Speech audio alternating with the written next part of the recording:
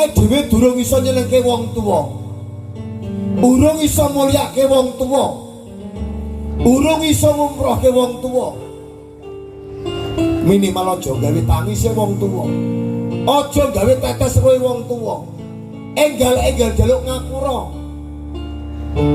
Anak ora mungkin mikir pengen sekolah bayar piro, ora mikir wong tua utang BPKB di sekolah ning bank, ora ngerti. Anak pengen nyalon lurah Jekri kuwi wong tua, anak pengen nyalon DPR sungkem jaluk wong tua Bogor kon dodol, iku kabeh anak. Makanya awake dhewe kabeh sing sik duwe wong tua bejo-bejone wong jenengan sungkeme wong tuwane dopenano. Nah awake dhewe golek ilmu bisa dicari, kabeh rezeki bisa dicari, akan tetapi ngopeni wong tua tidak akan datang kedua kali. Yakin dan hakul yakin bekti marang wong tuane awake dhewe. Yen awake dhewe pengen mulya donya mulya akhirat, awake dhewe sukses, kuncine sukses awake dhewe saka dongane wong tua.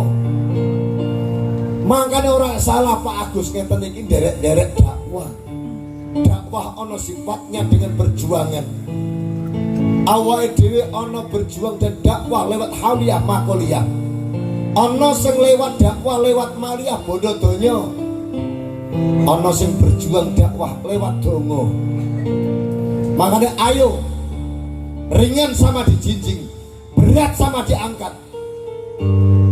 Wong marga mulya kabeh sing rukun lanang wedok,